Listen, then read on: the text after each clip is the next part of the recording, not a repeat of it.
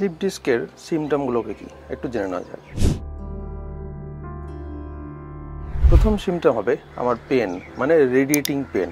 অনেক সময় পেশেন্ট এইভাবে বর্ণনা দেয় যে আমার কোমরে ব্যথা হয় এবং সেই ব্যথা পায়ের দিকে ছড়িয়ে পড়ে। সেটা কোনো একটা নির্দিষ্ট পায়ের দিকে হতে পারে বা দুদিকেই হতে পারে। অনেক সময় ব্যথাটা হয়তো পুরো পায়ে ছড়ায় বা কোনো একটা স্পেসিফিক রিজিয়ন জুড়ে ছড়ায়। অনেক ক্ষেত্রে অনেকে কমপ্লেন করে যে আমার কোমরে ব্যথা হয় এবং এই পাটা জুড়ে অবশ অবশ ভাব লাগে এবং ঝিনঝিন করে। এগুলো কিন্তু একটা সিমটম। একটা মোস্ট ইম্পর্টেন্ট সিমটম, যেটাকে আমাদের মেডিকেল টার্মে বলা হয় ক্লডিকেশনস, নিউরোজেনিক ক্লডিকেশন। সেটা কি, কিছুটা হাঁটলে সার্টেন ডিস্টেন্সের পরে আমার পায়ের ব্যথাটা বাড়তে শুরু করে বা পাটা অবশ হয়ে যায় বা ঝিনঝিন ব্যথা বাড়ে। কিছুক্ষণ দাঁড়িয়ে থাকার পর, সার্টেন টাইম দাঁড়িয়ে থাকার পরে আমার সিমটমটা বাড়তে থাকে। মানে এখন যখন আমি রেস্ট করি, যখন আমি বসে থাকি বা যখন শুয়ে থাকি, তখন আমার কোনো সমস্যা হয় না। কিন্তু যখন আমি হাঁটতে শুরু করি তখন আমার পায়ের দিকে ব্যথাটা ছড়িয়ে পড়ে বা পায়ের তলাটা অবশ হয়ে যায়।